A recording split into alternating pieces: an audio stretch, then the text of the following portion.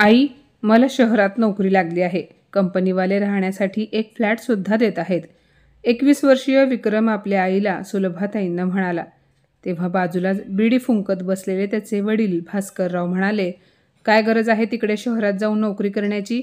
इथे गावी आपली एवढी मोठी शेती आहे, घरी 4 ट्रॅक्टर आहेत, ते कोण सांभाळणार? आणि घराचा एकटा तू वारसदार आहेस. आणि तूच जर आमच्यापासून दूर शहरात गेलास तर मग म्हातारपणात आमची काळजी कोण घेईल? वडिलांचे बोलणे ऐकून विक्रम म्हणाला, हे बघा बाबा, तुम्ही तुमचे आयुष्य इथे खेडेगावामध्ये घालवले. कमीत कमी मला तरी शहरामध्ये जाऊन राहू द्या. आणि मला नाही करायची शेती वगैरे, ते तुमचे तुम्ही बघा. आई वडिलांनी त्याला खूप समजावले, पण विक्रमने त्यांचे काही ऐकले नाही. रात्रीच विक्रमने त्याची बॅग भरली आणि दुसऱ्या दिवशी तो मुंबईला जायला निघाला. जाताना त्याने आईबाबांना वाकून नमस्कार केला. मुलगा आपल्यापासून दूर शहरात चालला म्हणून आईचे डोळे पाणावले, पण याचे विक्रमला काहीही वाटले नाही. शेवटी तो मुंबईला पोहोचला आणि त्याने लगेचच कंपनी जॉईन केली. काही दिवसानंतर विक्रम त्याच्या ऑफिसमध्ये काम करणाऱ्या एका अंजली नावाच्या 20 वर्षीय मुलीच्या प्रेमात पडला. पण अजून अंजलीला त्याने याबद्दल काहीच सांगितले नव्हते. एके दिवशी ऑफिस सुटल्यानंतर तो अंजलीसोबत कॉफी शॉपमध्ये गेला. तेव्हा कॉफी पीत असताना दोघांनी त्यांच्या ऑफिसमधील कामाबद्दल चर्चा केली. त्यानंतर काही वेळाने विक्रम म्हणाला की मला कंपनीकडून राहायला फ्लॅट मिळाला आहे, त्यामुळे मला असे वाटते की ह्याच शहरात एखादी सुंदर मुलगी भेटली तर तिच्याशी लग्न करावे. तो पुढे म्हणाला, तुझ्या घरात कोण कोण असते? तेव्हा अंजलीने दीर्घ श्वास घेतला आणि म्हणाली, मला कंपनी जॉईन करून 6 महिने झाले आहेत. माझ्या घरी आम्ही 3 बहिणी आहोत. मी सर्वात धाकटी आहे. मोठ्या बहिणींचे लग्न झाले आहे. आता आई बाबा माझ्यासाठी स्थळ शोधत आहेत. हे ऐकताच विक्रम खुश होऊन म्हणाला, अंजली, आपण दोघेही अविवाहित आहोत आणि मी तुला सांगणारच होतो की मला तू खूप आवडतेस. तुला पाहता क्षणी मी तुझ्या प्रेमात पडलो. जर तुझी इच्छा असेल तर मी तुझ्याशी लग्न करायला तयार आहे. विक्रम हे सर्व एका दमात बोलला. अंजलीने देखील होकारार्थी मान हलवली. त्यामुळे विक्रम खूप खुश झाला. पण त्यानंतर काहीसा विचार करून तो पुढे म्हणाला, अंजली, मी अनाथ आहे. आश्रमातच शिकून मोठा झालो आणि नंतर मी इथे नोकरीसाठी अर्ज केला. विक्रमने त्याच्या गावाबद्दल आणि आईवडिलांबद्दल अंजलीला काहीही सांगितले नाही, कारण त्याला आता गावी जायचेच नव्हते. तो शहरात रमला होता, त्यामुळे त्याला शहरी आयुष्य जगायचे होते. गावी येण्या जाण्याच्या त्रासातून त्याला सुटका हवी होती. आता त्याचे आणि अंजलीचे भेटणे वाढत गेले. विक्रम त्याचा महिन्याचा पगार अंजलीवर खर्च करू लागला. आता तो कधी तिला भेटवस्तू द्यायचा तर कधी तिच्या घरच्यांसाठी भेटवस्तू घेऊन जायचा. अंजलीच्या घरच्यांनी सुद्धा विक्रमला पसंत केले आणि मग काही दिवसांनी त्या दोघांचे कोर्टात लग्न झाले. विक्रम आता अंजलीला त्याच्या कंपनीच्या फ्लॅटवर घेऊन आला. दिवस आनंदाने जाऊ लागले. काही दिवसातच विक्रमने नवीन मोबाईल घेतला आणि नवीन सिम कार्डसुद्धा घेतले. त्यामुळे त्याची आई त्याला जेव्हा कॉल करायची तेव्हा त्याचा फोन लागत नव्हता. त्यामुळे एके दिवशी सुलभाताई रडत आपल्या पतीला म्हणाल्या, अहो, मला खूप भीती वाटते आहे. विक्रमला इथून जाऊन 3 वर्ष झाली. आता तर त्याचा फोनसुद्धा लागत नाही. तो कोणत्या अडचणीत तर नसेल ना? आपण जायचे का मुंबईला? कुठे ना कुठेतरी तो आपल्याला नक्की भेटेल. भास्करराव म्हणाले, मी तुझ्या मुलाला खूप चांगला ओळखतो. 1 नंबरचा नालायक मुलगा आहे तो. ते पुढे म्हणाले, अगं वेडे, एवढ्या मोठ्या शहरामध्ये आपण त्याला कुठे शोधणार आहोत? पण पत्नीच्या डोळ्यातील पाणी पाहून भास्कररावांना राहावले नाही. ते म्हणाले, ठीक आहे, जर तुझी इच्छा आहे तर उद्याच आपण मुंबईला जाऊ आणि विक्रमला शोधून काढू. इकडे विक्रम आणि अंजलीला एक मुलगा झाला होता. विक्रमने बिल्डिंग खालून अंजलीला आवाज दिला, अंजली, कुठे आहेस? तेव्हा अंजली 2 वर्षांच्या मुलाला अक्षयला घेऊन बाल्कनीत येऊन उभी राहिली आणि खाली उभ्या असलेल्या विक्रमला म्हणाली, काय झाले? तो म्हणाला, अंजली, फ्लॅट लॉक करून पटकन खाली ये. तुला काहीतरी दाखवायचे आहे. अंजलीने फ्लॅटला कुलूप लावले आणि ती अक्षयला घेऊन खाली आली. तेव्हा विक्रम समोरच्या बिल्डिंगमध्ये असणाऱ्या एका फ्लॅटकडे अंजलीला घेऊन गेला आणि त्याने सांगितले, आपण दोघांनी नोकरी करून 3 वर्षामध्ये जे काही 10 लाख रुपये बचत केले होते, आज त्याच पैशांतून मी एक नवीन फ्लॅट हप्त्याने घेतला आहे. कंपनीकडून मिळालेल्या फ्लॅटमध्ये आपण राहू आणि हा नवीन फ्लॅट आपण भाड्याने देऊ आणि ह्या फ्लॅटचे जे भाडे येईल त्यातून आपण फ्लॅटचा हप्ता देत राहू. त्यानंतर काही वर्षातच हा फ्लॅटसुद्धा आपला होईल. तू उद्याच ह्या फ्लॅटसाठी भाडेकरू बघ. मला उद्या कंपनीत जावे लागेल, त्यामुळे माझ्याकडे वेळ नाही. दुसऱ्याच दिवशी विक्रम ऑफिसला गेल्यानंतर अंजलीने बिल्डिंगच्या गेटवर फ्लॅट भाड्याने देणे आहे असा बोर्ड लावला. तेवढ्यात तिची मैत्रीण नीता तिथे आली, जी जवळच्याच सोसायटीमध्ये राहत होती. नीता म्हणाली, अरे अंजली, कशी आहेस आणि तुझा बाळ अक्षू काय म्हणतो? तेव्हा अंजली म्हणाली, आम्ही अगदी मस्त आहोत. अगं नीता, ह्या समोरच्या बिल्डिंगमध्ये आम्ही एक नवीन फ्लॅट घेतला आहे. तो भाड्याने द्यायचा आहे. तुझ्या ओळखीच्या कोणाला हवा असेल तर सांग. तेव्हा नीता म्हणाली, मी माझ्या नवऱ्यासोबत पुण्याहून मुंबईला येत होते. आज सकाळी मुंबई रेल्वे स्टेशनवर उतरले तेव्हा 2 वृद्ध स्त्री आणि पुरुष रिक्षावाल्याला विचारत होते, आम्हाला इथे भाड्याने खोली मिळू शकते का? पण तेव्हा तो रिक्षावाला म्हणाला, येथे सकाळपासून एकसुद्धा भाडे मिळाले नाही आणि तुमच्यासाठी घर कुठे शोधू? ना ओळख ना पाळख. त्या रिक्षावाल्याचे बोलणे ऐकून मी तिथे गेले आणि त्याला म्हणाले, अहो दादा, कमीत कमी त्यांच्या वयाचा तरी विचार करा. असे बोलतात का वडीलधाऱ्यांशी? मी त्या दोघांना माझ्यासोबत घरी घेऊन आले. मी त्यांच्यासाठी भाड्याने खोली शोधत आहे. बरे झाले तू सांगितले तुझा फ्लॅट रिकामा आहे. तेव्हा अंजलीने तिच्या पर्समधून नव्या फ्लॅटची चावी आपल्या मैत्रिणीला नीताला दिली आणि म्हणाली की तू आत्ताच त्या माणसांना आमच्या नवीन फ्लॅटवर शिफ्ट कर. त्यानंतर अंजली घरी आली. तिला वाटले की विक्रमला फोन करून सांगावे की आपल्याला भाडेकरू मिळाले आहेत, पण तिने विचार केला की आता विक्रम कामात बिझी असतील. तिला आठवले की जेव्हा मी जॉब करत होते तेव्हा तर तिथला बॉस कॉल केल्यावर किंवा कोणाचा कॉल घेतल्यावर डोळे फाडून पाहत होता. बरे झाले अक्षय, माझ्या पोटात असताना विक्रमने बॉसकडे माझ्या नोकरीचा राजीनामा मागितला. तेव्हापासून मी घर सांभाळते आहे. 2 तासानंतर मी फ्लॅटवर जाईन आणि भाड्याचे काय ते बघून घेईन. त्यानंतर अंजलीने आपल्या आईवडील आणि दोन्ही बहिणींना कॉल करून सांगितले की आम्ही नवीन फ्लॅट घेतला आहे, त्यामुळे ह्या रविवारी घरी पूजा ठेवली आहे आणि तुम्हा सर्वांना यायचे आहे. दुपारचे जेवण केल्यानंतर अंजली मनात म्हणाली, आता मी नवीन भाडेकरींना भेटून येते. नवीन फ्लॅटसुद्धा काही दूर नाही. फ्लॅट 100 मीटरच्या अंतरावरच होता. अंजली तिच्या नवीन फ्लॅटवर गेली तेव्हा एक वृद्ध बाई म्हणजे सुलभाताई झाडू मारत होत्या. तिथेच भास्करराव बिडी पीत बाल्कनीत बसले होते. तेव्हा अंजली आत जाऊन म्हणाली, मी ह्या घराची मालकीण आहे. तुम्ही दोघेच राहणार आहात की इथे, की आणखी कोणी राहणार आहे तुमच्यासोबत? तेव्हा सुलभाताई म्हणाल्या, आम्ही दोघेच राहणार आहोत. तेव्हा अंजली पुढे म्हणाली, ठीक आहे, पण तुम्हाला ह्या फ्लॅटचे 5,000 रुपये भाडे द्यावे लागेल आणि लाईट बिल वेगळे द्यावे लागेल. आम्ही डिपॉझिट काही जास्त घेणार नाही, पण 5,000 रुपये तुम्हाला आता लगेचच द्यावे लागतील. तेव्हा सुलभाताई म्हणाल्या, बेटी, आता सध्या तरी आमच्याकडे फक्त 2,000 रुपये आहेत, पण उद्या सकाळपर्यंत आम्ही पैशांची व्यवस्था नक्की करू. अंजली म्हणाली, ठीक आहे ठीक आहे बेटी, बोलण्याची काही गरज नाही. भाडेकरी आहात तर भाडेकरीसारखे राहा. ती पुढे म्हणाली, मी उद्या संध्याकाळपर्यंत येईन आणि भाड्याचे पैसे घेऊन जाईन. पण हो, रविवारी इथे आम्ही पूजा ठेवली आहे, त्यामुळे पाहुणे येणार आहेत आणि त्या दिवशी आम्हाला हा फ्लॅट रिकामा हवा आहे. तेव्हा सुलभाताई म्हणाल्या, पण मग तोपर्यंत आम्ही कुठे राहायचे? अंजली म्हणाली, आता मला काय माहिती. हे पहा, इथे जवळच एक बाग आहे आणि त्या दिवशी तुम्ही बागेतच दिवस घालवा. एवढे बोलून अंजली तिथून निघून गेली. त्यानंतर सुलभाताई पतीला म्हणाल्या, तुम्ही असे करा, गावी जा आणि ट्रॅक्टर विकून काही पैसे घेऊन या. कोणास ठाऊक विक्रमला शोधायला आणखी किती दिवस लागणार आहेत. आपल्याला ह्या फ्लॅटचे भाडे तर द्यावेच लागेल ना, आणि मग पोटाची आग विझवण्यासाठी भाकरी तर खावीच लागेल. तेव्हा भास्करराव म्हणाले, तुझ्याकडे विक्रमचा फोटो आहे ना, तो फोटो दे.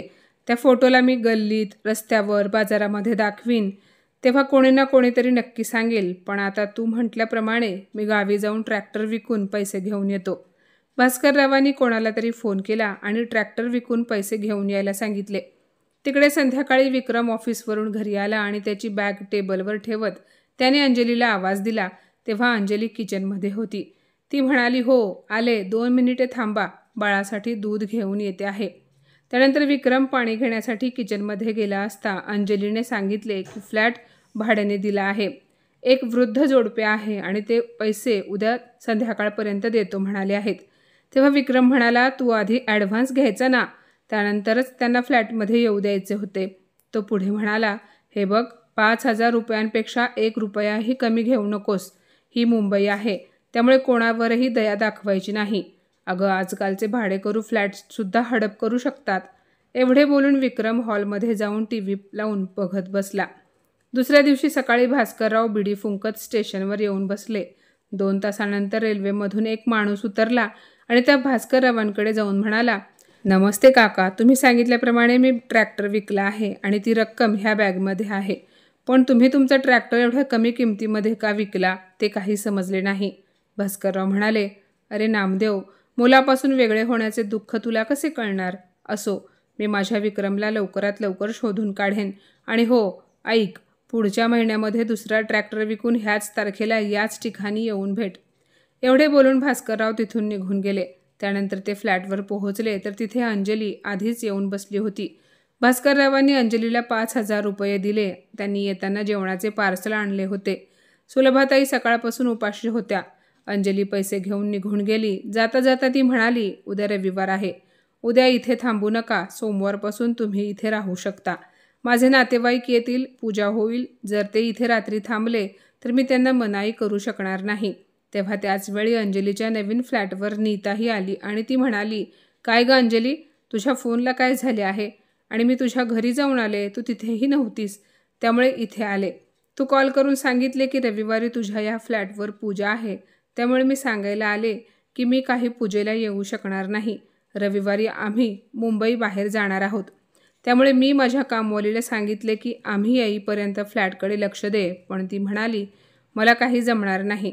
तेवढ्यात अंजली म्हणाली, नीता, एक काम कर, आमच्या ह्या भाडेकरूंना तुझ्या घरी थांबू देत. त्यांचा वेळही जाईल आणि आमची पूजाही होईल. नीता त्या दोघांशी बोलली. तेव्हा भास्करराव आणि सुलभाताई नीताच्या घरी थांबायला तयार झाले. रविवारचा दिवस उजाडला. नीताने त्या दोघांना आपल्या फ्लॅटच्या आत बंद केले आणि बाहेरून कुलूप लावले. इकडे अंजलीने सर्व नातेवाईकांना म्हणजे आई, वडील, बहिणी यांना पूजेसाठी बोलावले. तिने त्या सर्वांसाठी जेवण बनवले होते. जेवण करून सर्वजण संध्याकाळपर्यंत निघून गेले. विक्रमने सर्व नातेवाईकांकडून आशीर्वाद घेतला आणि मग फ्लॅटला कुलूप लावून कंपनीच्या फ्लॅटवर अंजली आणि अक्षयला घेऊन गेला. रात्रीचे 12 वाजले होते. सुलभाताई आणि भास्करराव फ्लॅटच्या आत फरशीवर बसले होते. भास्कररावांनी खिशातून बिडी काढली. तेव्हा सुलभाताई त्यांना रागावल्या. त्या म्हणाल्या, तुमचे डोके तर ठिकाणावर आहे ना? इथे खोलीत कॅमेरे लावले आहेत. उगाच चुकून इथल्या महागड्या सोफ्यावर ठिणगी वगैरे पडायची. भास्कररावांनी पत्नीचे बोलणे ऐकून बिडी विझवली आणि म्हणाले, सुलभा, एक गोष्ट मला समजत नाही की शहरामध्ये जेव्हा फ्लॅटचे मालक कुठे जातात तेव्हा आपल्या फ्लॅटची रखवाली करण्यासाठी आपल्या नोकरांना फ्लॅटमध्ये का बरं बंद करून जातात? सुलभाताई म्हणाल्या, तुम्ही जास्त विचार करू नका, गप्प झोपा. उद्या सकाळी येऊन ते कुलूप उघडतील. फ्लॅट बाहेर सोसायटीमध्ये एकदम शांतता पसरली होती. कुत्र्यांच्या भुंकण्याचा आवाज सतत येत होता. रात्रीचे 2 वाजले होते. सुलभाताई म्हणाल्या, मला तर झोप येतच नाही.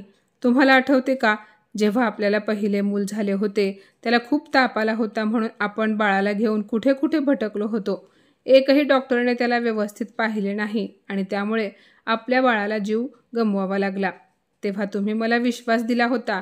त्यानंतर 5 वर्षानंतर आपल्याला मूलबाळ झाले नाही आणि मग आपण अनेकदा मंदिराच्या दारामध्ये आपला माथा टेकवत राहिलो. लग्नाच्या 11 वर्षानंतर जेव्हा विक्रांत झाला तेव्हा डॉक्टर म्हणाले, आता तुम्हाला यापुढे मूल होणार नाही. डॉक्टरांनी तुम्हाला शारीरिक कमजोरी असल्याचे सांगितले होते. तेव्हापासून तुम्ही सुद्धा बिडीचा आधार घेतला. आपला विक्रम तर लहानपणापासून शहरात जाण्याचा हट्ट करायचा. मोठा झाल्यानंतर त्याने त्याची इच्छा मात्र पूर्ण केली. असे बोलताना सुलभाताईंचे डोळे भरून आले. भास्करराव म्हणाले, अगं तू का रडत आहेस? आपला मुलगा नक्की भेटेल.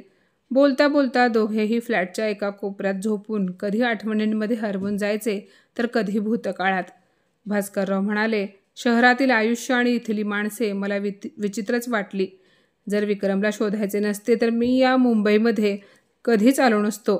यावर सुलभाताई म्हणाल्या, तुम्ही असे कसे बोलता? इथे पण माणुसकी अजूनही बाकी आहे. मला सांगा, आपल्याला स्टेशनवर नीता मॅडम भेटल्या म्हणून बरे झाले. त्या भेटल्या नसत्या तर आपण कुठे भटकत राहिलो असतो आणि आपल्या लवकर खोलीही भेटली नसती. नीता मॅडममुळेच आज आपल्याला त्यांच्या मैत्रिणीकडे भाड्याने राहायला खोली मिळाली आहे. अनोळखी माणसांना भले कोण भाड्याने ठेवते. सुलभाताई पुढे म्हणाल्या, आता सकाळ झाल्यानंतर मी तुमच्यासोबत विक्रमला शोधायला येणार आहे. बोलता बोलता दोघेही गाढ झोपले. दुसऱ्या दिवशी सकाळी त्यांना कोणीतरी हलवून जागे केले. तेव्हा त्यांनी डोळे उघडले. समोर पाहिले तर नीता आपल्या पतीसोबत उभी होती. घड्याळामध्ये सकाळचे 9 वाजले होते. नीताने विचारले, मला तुम्हाला एक विचारायचे आहे. तुम्हाला कोणी मूलबाळ नाही का? तेव्हा सुलभाताईंनी सांगितले, 3 वर्षांपूर्वी माझा मुलगा मुंबईला आला होता, पण त्यानंतर त्याचे फोन येणे बंद झाले. आम्ही त्याच्या फोनची वाट पाहत राहिलो. दिवस असे सरले, महिने सरले. तेव्हा आम्ही विचार केला, आता तरी गावी परत येईल, पण तो काही आला नाही. पण जेव्हा आम्हाला राहावले नाही, त्यामुळे आम्ही आमच्या मुलाला शोधायला मुंबईला निघून आलो. नीता म्हणाली, मी देवाकडे प्रार्थना करेन तुमचा मुलगा तुम्हाला लवकर भेटू देत. हे पहा, समोर बाथरूम आहे. आंघोळ करून तयार व्हा. तुमचे कपडेसुद्धा मळले आहेत. तुम्ही आमचे कपडे घाला, संकोच करू नका. मी स्वयंपाकघरामध्ये काहीतरी नाश्त्याचे बनवते. तुम्ही लोक नाश्ता करा. त्यानंतर मी माझ्या नवऱ्याला तुम्हाला अंजलीच्या फ्लॅटवर सोडायला सांगेन. तेव्हा नीताचा नवरा पंकज म्हणाला, तुमचा मुलगा हरवला आहे. तुम्ही अडचणीत आहात. या अवस्थेमध्ये तुम्ही भाड्याने राहून आपले पैसे का वाया घालवत आहात? आमच्या याच घरामध्ये राहा. आम्ही सुद्धा तुम्हाला तुमच्या मुलाला शोधायला तुमची मदत करू. तेव्हा सुलभाताई म्हणाल्या, आता आम्ही अंजली मॅडमला 5,000 रुपये दिले आहेत. त्यामुळे 1 महिना आम्ही तिथेच राहू आणि जर देवाला वाटले तर ह्याच महिन्यामध्ये आमच्या मुलाशी आमची भेट होईल. त्यानंतर आम्ही आमच्या गावी परत जाऊ. तेव्हा पंकज म्हणाला, ठीक आहे, जशी तुमची इच्छा. पण अंजलीच्या फ्लॅटवर तर अंथरूण नसेल. मी तुम्हाला माझ्या गाडीमध्ये घेऊन जातो आणि तिथे अंथरुणाची व्यवस्था करून देतो. आणि तुम्ही तुमच्या खाण्यापिण्याची काळजी करू नका. सकाळ संध्याकाळ माझी बायको तुमच्यासाठी डबा घेऊन येईल. सुलभाताई आणि भास्कररावांनी नीताने दिलेले कपडे घातले आणि नाश्ता केल्यानंतर तिने त्या दोघांना नवऱ्यासोबत गाडीमध्ये बसवून फ्लॅटवर पाठवले. तेवढ्या नीताचा फोन आला. ती म्हणाली, अहो ऐका ना, मला आत्ताच अंजलीचा फोन आला होता. ती म्हणाली, फ्लॅटची चावी बाल्कनीच्या समोर तुळशीच्या कुंडीखाली ठेवली आहे. तेव्हा नीताच्या नवऱ्याने चावी काढली, कुलूप उघडले तर घरात सगळीकडे कचरा होता. आणि फ्लॅटमध्ये कचरा पाहून पंकज म्हणाला, काल इथे पूजा झाली ना, त्यामुळे सगळीकडे किती कचरा झाला आहे. मी माझा नौकर पाठवून इथली सफाई करायला सांगतो. आता मी ऑफिसला जायला निघालो आहे. संध्याकाळी भेटतो. आणि हो, मला तुम्ही तुमच्या मुलाचा फोटो दिला तर बरे होईल. जर योगायोगाने तो कुठे दिसला तर मी तुम्हाला कळवेन. सुलभाताईंनी त्यांच्या पिशवीतून विक्रमचा फोटो काढून पंकजच्या हातामध्ये ठेवला आणि म्हणाल्या, हा माझा मुलगा आहे. फोटो पाहून पंकजला धक्का बसला. पंकज तिथून ऑफिसला न जाता थेट त्याच्या घरी गेला आणि नीताला फोटो दाखवत म्हणाला, हा तर विक्रमसारखा दिसतो आहे ना? तेव्हा नीताने फोटो पाहिला आणि म्हणाली, याचा चेहरा तर विक्रमसारखा दिसतो, पण विक्रम तर अनाथ आहे असे मला अंजलीने सांगितले होते. तू चुकीचा तर फोटो घेऊन आला नाहीस ना? तेव्हा पंकज म्हणाला, अगं त्या वृद्धांनी मला हाच फोटो दिला आहे आणि सांगितले आहे की याचे नाव विक्रम आहे. 3 वर्षांपासून तो गावी आला नाही. हे ऐकताच नीताने पटकन अंजलीला कॉल करून तिच्या फ्लॅटवर बोलावून घेतले. तेव्हा अंजली म्हणाली, असे काय विशेष आहे? तू मला कॉलवरही बोलू शकली असतीस ना? तेव्हा नीता म्हणाली, अंजली, मला तुला एक महत्त्वाचे सांगायचे आहे. आधी तू बस आणि शांतपणे ऐकून घे. अंजली बसली. नीता म्हणाली, अगं तुझ्या नवऱ्याने तुझ्यापासून एक गोष्ट लपवली आहे. विक्रम अनाथ नाही. हे ऐकताच अंजली घाबरली आणि म्हणाली, काय? एवढे मोठे खोटे बोलले ते माझ्याशी. आता मी काय करू ग नीता? तेव्हा नीता म्हणाली, तू एका नालायक मुलाबरोबर लग्न करून स्वतःचे आयुष्य बर्बाद केले आहेस. अगं जो त्याच्या आईवडिलांचा होऊ शकला नाही तो तुझा काय होणार आहे? तू आधी तुझ्या सासू सासऱ्यांकडे जा. त्यांचा आशीर्वाद घे. त्यांची काळजी घे. पण विक्रमला याबद्दल काहीही माहिती होऊ देऊ नकोस की त्याचे आईवडील त्याला शोधत इथे मुंबईपर्यंत आले आहेत आणि तुझ्याच घरी भाडेकरी म्हणून राहत आहेत. त्या विक्रमला तर आपण नंतर पाहून घेऊ.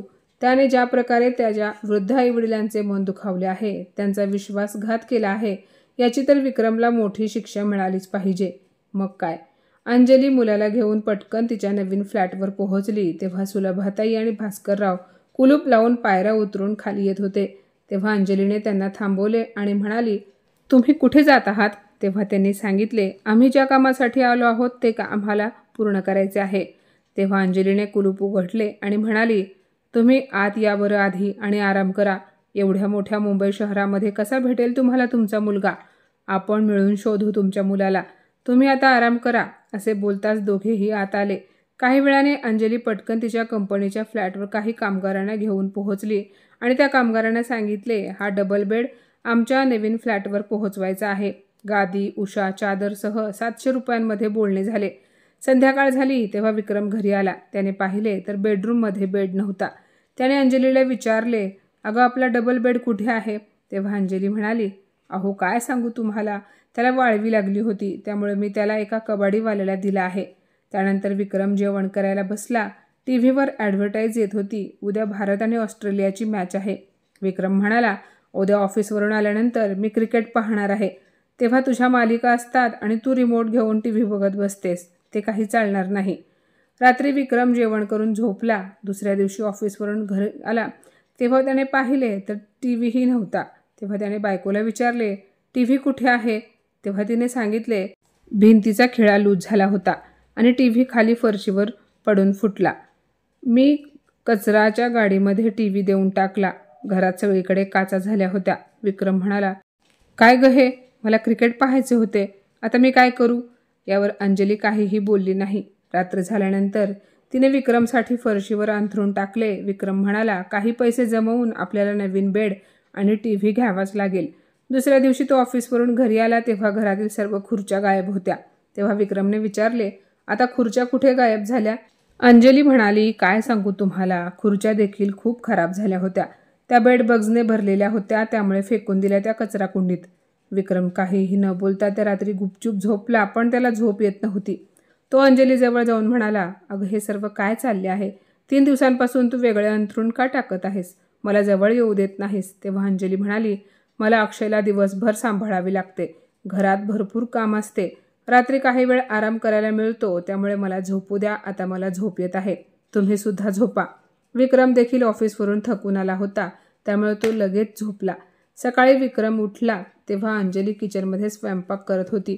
तेव्हा विक्रम दबक्या पावलांनी पाठीमागून येऊन अंजलीच्या कमरेला पकडत म्हणाला, अंजली, आज तू खूप छान दिसतेस.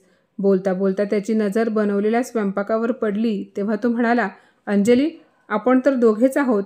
अक्षयसुद्धा दूध पितो आणि तू जवळजवळ 4 माणसांचे जेवण बनवले आहेस. तेव्हा अंजली म्हणाली, मला डॉक्टरांनी ज्या गोळ्या दिल्या आहेत त्या भूक वाढीच्या आहेत, त्यामुळे मला सारखी भूक लागते. तुम्हाला काही प्रॉब्लेम आहे का? तेव्हा विक्रम म्हणाला, मला कसला प्रॉब्लेम? तू दिवसभर खात राहा. मला काय करायचे आहे? बरं, पण मला सांग, आज टिफिनमध्ये काय भाजी देणार आहेस? तेव्हा अंजली म्हणाली, तुम्ही आंघोळ करून या, तोपर्यंत मी वांग्याची भाजी बनवते. भाजी मार्केटमध्ये मला फक्त वांगीच मिळाली. विक्रम म्हणाला, तुला ठाऊक आहे ना, मला वांग्याची भाजी आवडत नाही. ती म्हणाली, आज ऑफिसमध्ये जाताना टिफिनमध्ये तीच भाजी घेऊन जा. नाईलाजाने विक्रम टिफिनमध्ये वांग्याची भाजी घेऊन गेला. तो ऑफिसला गेल्यानंतर अंजलीने पटकन मटर पनीरची भाजी बनवली. तूप लावून चपात्या बनवल्या आणि हे सर्व एका डब्यामध्ये पॅक करून ती रोजच्या प्रमाणे अक्षयला घेऊन आपल्या नवीन फ्लॅटवर पोहोचली. फ्लॅटमध्ये समोरच्या भिंतीवर टीव्ही चालू होता. डबल बेडवर तिचे सासू सासरे बसले होते. अंजलीने गेल्याबरोबर बाळाला सुद्धा बेडवर बसवले आणि सासू सासऱ्यांना वाकून नमस्कार करू लागली. तेव्हा सुलभाताई म्हणाल्या, काय झाले? 3 दिवसांपासून तू आम्हाला खाली वाकून नमस्कार करत आहेस आणि आमच्यासाठी रोज सकाळ संध्याकाळ जेवणसुद्धा घेऊन येत आहेस. अगं तू आमची एवढी सेवा का करत आहेस? आम्ही तर भाडेकरी आहोत. तेव्हा अंजली म्हणाली, तुम्ही आमच्या घरी आला आहात. अक्षयच्या वडिलांना वरची पोस्ट मिळाली आहे. आता तर आमच्याकडे पैशांची काही कमी नाही, त्यामुळे आता आम्ही तुमच्याकडून भाडेही घेणार नाही. काल आपण पिकनिकला गेलो होतो. आजही एका ठिकाणी फिरायला जाऊ. तुम्हाला मुंबईचा कोपरान कोपरा दाखवेन. तसेही घरामध्ये मी एकटीच राहायचे. खूप बोर होत होते मला. आता तुम्हा लोकांची साथ भेटली आहे तर वेळ कसा जातो समजत नाही. आणि हो, सर्वात महत्त्वाचे म्हणजे तुमचा मुलगा भेटला आहे बरं का. हे ऐकताच भास्कर आणि सुलभाताईंना खूप आनंद झाला. ते म्हणाले, कुठे आहे? अंजली म्हणाली, तो सध्या भारतात नाही तर अमेरिकेला गेला आहे. 1 महिन्यानंतर येईल. तोपर्यंत तुम्ही दोघेही इथे आरामात राहा. तेवढ्यात नीताही आली. ती म्हणाली, नमस्ते आई बाबा. आजच माझे विक्रमबरोबर बोलणे झाले होते. तो आता अमेरिकेत आहे आणि 1 महिन्यानंतरच परत येईल. नीताने तेव्हा अंजलीला इशारा केला की आता पुढचा प्लॅन काय आहे. नीता म्हणाली, माझी मुले मोठी आहेत, सकाळीच शाळेला निघून जातात आणि दुपारी 1पर्यंत येतात, त्यामुळे मी दुपारी 1पर्यंत इथे थांबू शकेन. नीताने अंजलीला पुढच्या प्लॅनबद्दल सांगितले की आज संध्याकाळी तुला विक्रमसोबत काय करायचे आहे आणि ही गोष्ट कोणालाही कळता कामा नये. संध्याकाळ झाल्यानंतर विक्रम आपल्या कंपनीच्या फ्लॅटवर आला तेव्हा त्याला दरवाजाला कुलूप दिसले. तेवढ्यात त्याचा मोबाईल वाजला. अंजलीचा फोन आला होता. तिने सांगितले, आज मी माझ्या माहेरी आले आहे, मला अर्जंट यावे लागले, उद्या सकाळपर्यंत येईन, थोडासा धक्का द्याल तर दरवाजा उघडेल आणि हो, मला डिस्टर्ब करू नका, आमच्या इथे शेजारी कोणीतरी एक्सपायर झाले आहे, त्यांचे रडणे ओरडणे सुरू आहे, मी इकडे येताना कपाटातील 45,000 रुपये घेऊन आले आहे, आता मी फोन ठेवते. असे बोलून तिने फोन ठेवला. विक्रमने कपडे चेंज केले आणि तो बाथरूममध्ये गेला. तेव्हा त्याला आंघोळीचा साबण सापडला नाही. त्यानंतर त्याने बिना साबणाचीच आंघोळ केली. चहासाठी दूध हवे होते, त्यासाठी त्याने फ्रीज उघडला तर फ्रीजमध्ये दूधही नव्हते. त्याने पाहिले तर सकाळचीच वांग्याची भाजी ठेवली होती, जी संध्याकाळपर्यंत खराब झाली होती. विक्रमला आठवले की जेव्हा तो लहान होता तेव्हा त्याच्या आईवर ओरडायचा की आई, तू आज पुन्हा वांग्याची भाजी बनवलीस, मी अजिबात खाणार नाही, माझ्यासाठी दुसरी एखादी भाजी बनव. मग माझ्या हट्टापुढे माझी आई माझ्यासाठी नवीन भाजी बनवायची. त्याला काही समजत नव्हते की मी अंजलीसोबत लग्न करून चूक केले की बरोबर. तो मनात म्हणाला, एक एक पैसा जमवून मी माझ्या TV खरेदी केला होता. तिने TV तोडून टाकला. बेड आणि खुर्च्यासुद्धा कचराकुंडीत फेकून दिल्या. 2 दिवसांपासून तिचा मूडसुद्धा ठीक नाही, पण ती अजिबात भांडत नाही, अगदी व्यवस्थितपणे वागते माझ्याशी. असे बोलून त्याने एका वाटीमध्ये तेल चटणी आणि ताटात चपाती वाढून घेतली आणि जेवण करू लागला. इकडे अंजली सुलभाताईंना म्हणाली, आई, हे भजी ह्या हिरव्या चटणीबरोबर खा, मी आत्ताच ऑर्डर करून मागवले आहे. ती पुढे म्हणाली, आज माझा नवरा ऑफिसवरून घरी येणार नाही, त्यांचा काहीतरी महत्त्वाची मीटिंग आहे, त्यामुळे मी एकटी तिथे कशी राहीन, मला एकटीला खूप भीती वाटते, त्यामुळे आज रात्री मी आणि अक्षय इथेच झोपणार आहोत. सुलभाताई म्हणाल्या, आम्ही तर भाडेकरी आहोत आणि तू ह्या घराची मालकीण आहेस, तुझी इच्छा, तू कुठेही राहू शकतेस. हे ऐकताच अंजली म्हणाली, हे पहा, तुम्ही स्वतःला भाडेकरी म्हणता ना, त्यामुळे मला खूप वाईट वाटते. तेवढ्यात दारावरची बेल वाजते. अंजली दरवाजा उघडते तेव्हा माणूस म्हणतो, नमस्ते मॅडम, तुम्ही फ्रीजची ऑर्डर दिली होती, पत्ता ह्याच फ्लॅटचा लिहिला होता, फ्रीज कुठे ठेवायचा आहे? तेव्हा अंजलीने किचनकडे इशारा करत त्या कामगारांना सांगितले. काही वेळाने ते लोक फ्रीज चालू करून निघून गेले. अंजलीने सुलभाताई आणि भास्कररावांना सांगितले, उन्हाळ्याचे दिवस आहेत, थंड पाणी तसेच फळे भाज्या ठेवण्यासाठी फ्रीज उपयोगी वस्तू आहे. अंजलीने मोबाईलवरून ऑर्डर करून फळे, बॉटल आणि भाज्या मागवल्या. अंजली घरातील सर्व कामे करत होती.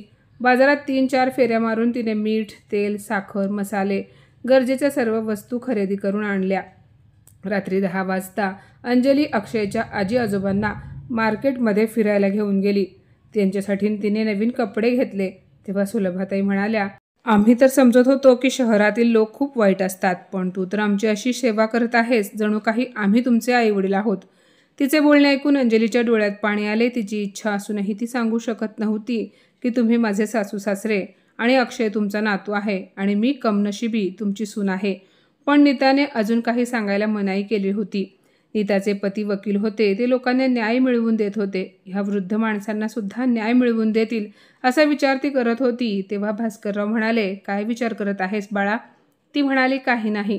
त्यानंतर भास्करराव अंजलीला म्हणाले, आम्हाला आमच्या मुलाची काळजी वाटत आहे, एकदा त्याच्याशी बोलणे झाले असते तर आम्हाला बरे वाटले असते. तेव्हा अंजली म्हणाली, तुम्ही अजिबात काळजी करू नका, 1 महिन्याची तर गोष्ट आहे, माझ्यावर पूर्ण विश्वास ठेवा. सुलभाताई म्हणाल्या, विश्वास तर आहे ना बाळा, पण अंजली म्हणाली, पण बिंड सोडा, खूप रात्र झाली आहे, आता आराम करा. अंजली काहीशी हसली. इकडे फ्लॅटमध्ये विक्रम रात्री सारखा कूस बदलत होता. तो खूप बेचैन झाला होता. चटणी, तेल, चपाती खाल्ल्यानंतर त्याच्या पोटामध्ये दुखत होते आणि आज आंघोळ करण्यासाठी त्याला साबणसुद्धा मिळाला नव्हता, त्यामुळे अंगाचा वास येत होता. कपाटात अंजलीने 1 रुपयासुद्धा ठेवला नव्हता. काही पैसे असते तर तो हॉटेलमधून जेवण तरी ऑर्डर करू शकला असता.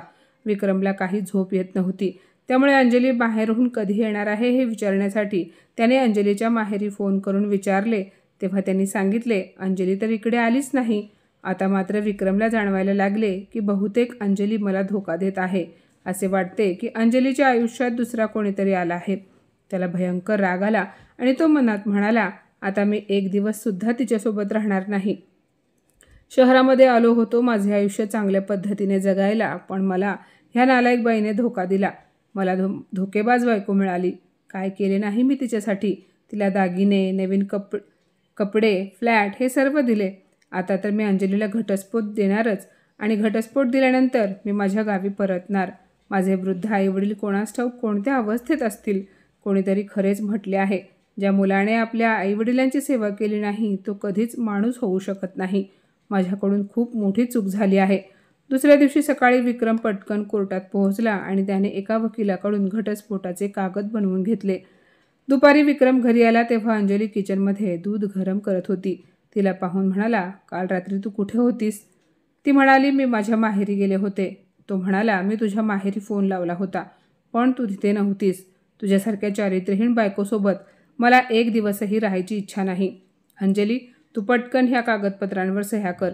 अंजलीने काहीही विचार न करता पटकन त्या कागदपत्रांवर सही केली. विक्रम ते कागदपत्र घेऊन कोर्टामध्ये गेला. विक्रम गेल्यानंतर अंजलीने सगळी गोष्ट आपल्या मैत्रिणीला फोन करून सांगितली. तेव्हा नीता म्हणाली, मला असे वाटते आता विक्रमच्या मनामध्ये आपल्या आईवडिलांबद्दल प्रेम जागृत झाले आहे. तो त्याच्या आईवडिलांना भेटायला त्याच्या गावी नक्की जाईल. मी विक्रमला कोर्टात जाण्याआधी वाटेत थांबवते. नीता आपल्या नवऱ्यासोबत गाडीमध्ये बसून कोर्टाकडे जायला निघाली तेव्हा कोर्टाबाहेर विक्रम उभा होता. विक्रमने सांगितले, आता मी माझ्या बायकोसोबत राहू शकणार नाही. तिने घटस्फोटाच्या पेपर्सवर सह्या केल्या आहेत आणि मी ती कागदपत्र कोर्टात जमा करण्यासाठी इथे आलो आहे.